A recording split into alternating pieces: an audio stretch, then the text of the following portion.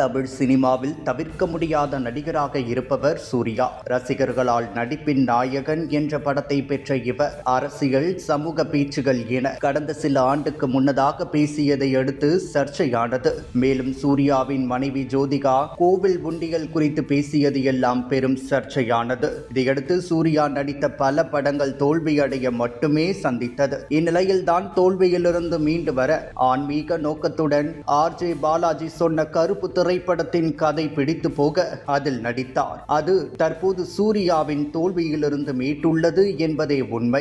RJ Balaji இயக்கத்தில் சாய் அபயங்கர இசையமைப்பில் சூர்யா நடித்த கருப்பு படத்தின் படப்பிடிப்பு முழுமையாக நிறைவடைந்த நிலையில் மே 14ஆம் தேதி வெளியாகும் என்று அதிகாரப்பூர்வ பக்கத்தில் படக்குழு நிறுவனம் வெளியிட்டது. இதையடுத்து நேற்று மே 14ஆம் தேதிக்கு ரசிகர்கள் அனைவரும் காலை 9 மணி ஷோக்கு புக் செய்து பேனர்கள் வைத்து உற்சாகமாக கொண்டாட இருந்தனர். நேற்று முன்தினம் ரிலீஸ் ஆக இருந்த கருப்பு படம் சில காரணங்களால் வெளியிடவில்லை. ரசிகர்களும் படக்குழுவினரும் ஏமாற்றம் அடைந்தனர். இயக்குனர் RJ பாலாஜி கண்ணீர் மல்க வீடியோ ஒன்றை வெளியிட்டிருந்தார். அந்த வீடியோ சமூக வலைதளத்தில் வைரலாகி உள்ளன. மேலும் இந்த படத்திற்கு ஏற்பட்ட சிக்கலின் போது தனுஷ், GV பிரகாஷ் போன்ற திரைப்பிரபலங்கள் நடிகர் சூர்யாவிற்கும் படக்குழுவினருக்காக குரல் கொடுத்து வந்தனர். கடைசி நிமிடத்தில் ஏமாற்றம் அடைந்து அனைத்து விதமான பிரச்சனைகளும் சுமூகமாக தீர்க்கப்பட்ட நிலையில் கருப்பு திரைப்படம் நேற்று காலை 9 மணிக்கு அதிகாரப்பூர்வமாக வெளியானது. கருப்பு படத்தின் படக்குழுவினர் RJ பாலாஜி, நடிகை த்ரிஷா,